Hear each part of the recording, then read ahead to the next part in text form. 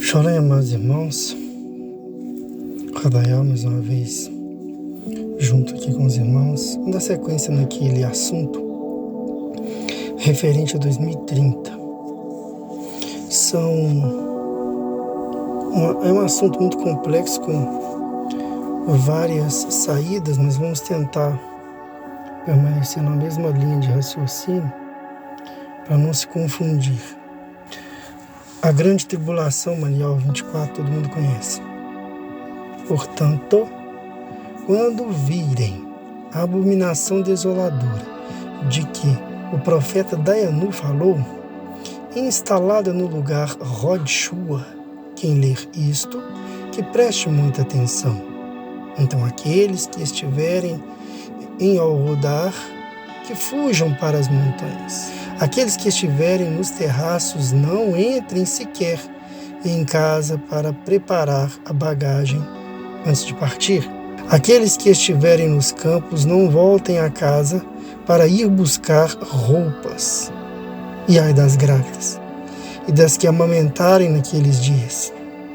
Orem para que a vossa fuga não seja no inverno, e nem nos chavos, porque haverá perseguição tal como o mundo jamais viu em toda a sua história, nem nunca mais tornará a haver coisa igual. Se aqueles yamins não forem encurtados, toda a humanidade se perderá.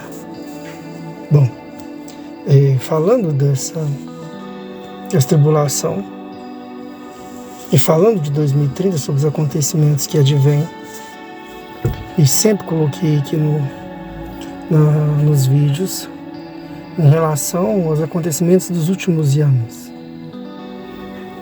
Bom, aquela tribulação, muitos podem dizer assim, mas ela já aconteceu quando Jerusalém foi destruída pelo imperador romano, Vespasiano, Tito. Mas eu vos digo que, como sempre eu menciono sobre o irmão Fernando Monteiro, tem antítese e antítese. Aquela fuga relatada ali era a primeira tribulação, era a tribulação antítese, né? Agora antítese, agora nós teremos a segunda tribulação, da qual o texto diz que nunca houve uma tão grande como tal. Essa porque aquele texto ele fala dos acontecimentos dos últimos anos, então ele está falando de agora. Aquilo era uma profecia, né? Por isso que diz que os tempos serão encurtados, e logo após, na sequência do texto, fala sobre a vinda de Yahushua. Primeiro, a dos falsos profetas. Dentro desse processo de falso profeta que vai vir o reino do maligno, do qual vamos comentar. Esse reino, ele se estabeleceu no mundo logo a partir do momento em que Yahushua foi tirado em carne. Quando isso acontece, a gente, como eu disse no vídeo passado, inicia-se o reino das trevas. Por quê? Porque a luz aureolial, ela foi tirada, a Or. Tirando Yahushua, que é a luz, o reino de luz, reino de Or, começa a vir o reino das trevas, onde, na carta de Yohanan, o próprio Yahushua diz aos apóstolos, não são 12 horas o Yam? Então, quando ele fala são 12 horas, ele está fazendo menção aos apóstolos, aos Shiliri. Eram 12 Shiliri, 12 apóstolos. Apóstolo quer dizer aluno, Shiliri em hebraico, aluno. Então, eram 12 apóstolos, assim como as horas do Yam são 12. Então são 12 horas, da qual cada apóstolo representava 1 hora. E à medida que eles foram mortos, como foi profetizado por Yahushua que seriam mortos, o dia avançava e a noite chegava, até o último, como o próprio Shaul menciona na sua carta, se eu não me engano, em 1 Coríntios 9, como ele diz: eu sou o último. E o trabalho dos outros sobrecarregou o meu. Aí ele começa a falar da parte que lhe coube, que foi a mais pesada. E assim que quando Shaul morre, o reino das trevas toma conta. E logo em 66 a gente sabe o que aconteceu historicamente com Yehud Sholem. E no ano 70. Bom, 66 a 70. Então, esse reino das trevas instaurou-se ali no mundo. Quando Dayenu, que foi o que teve referência aqui nessa carta que eu li, Manual 24, mas na carta de Dayenu não fala sobre os monstros que emergem do mar, que emergem, ele viu os monstros. Bom, e não é sabido através do que a gente já estudou aí, que está pronto, está nos vídeos do Fernando Monteiro sobre esses monstros serem impérios. Bom, o que rege um império? O que rege um governo?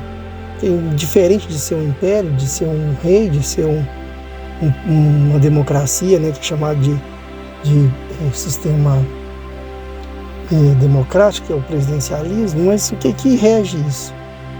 O que eles têm em comum? Poder. E quando a gente fala em poder, ele se advém em duas frentes. Ele vem de poder político e poder econômico. E os dois estão inteiramente ligados um ao outro. Por quê? Porque não há poder de autoridade sem ter o dinheiro. Né? Não há. Por isso que eles estão ligados. E quem tem o dinheiro tem poder. Então eles estão ligados de forma intrínseca. Vamos voltar no tempo e ver que os impérios foram construídos à base do poder, por ter ou por tomar. Como no período mais antigo era império, então eles tomavam a força para que tivesse mais. E aqueles que tinham menos ficavam sujeitos na mão dos que tinham mais. O próprio templo, Shlomo construiu, grande parte era tributos dos reinos que foi dominados por Daúde. Eu acredito que o fundamento de tudo é o dinheiro.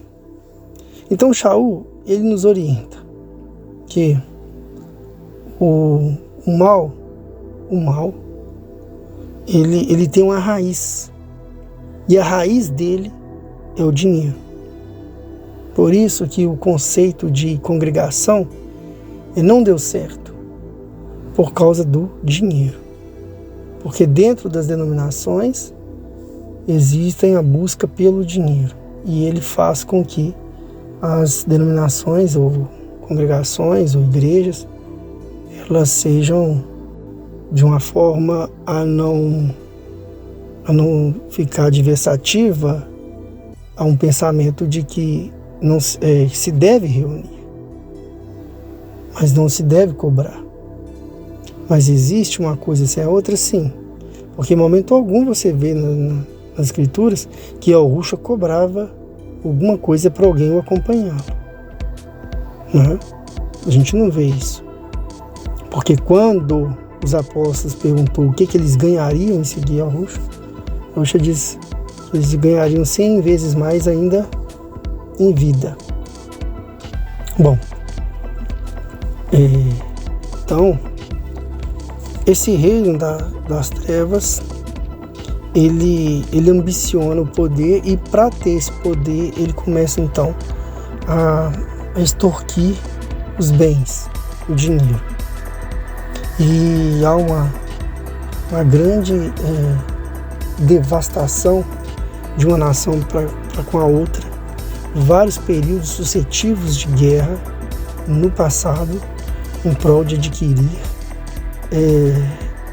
o poder financeiro, coisa que nem o próprio homem soube lidar no princípio. Então ele utilizou várias coisas como poder, como dinheiro, até que ele conseguiu chegar no ouro, porque era algo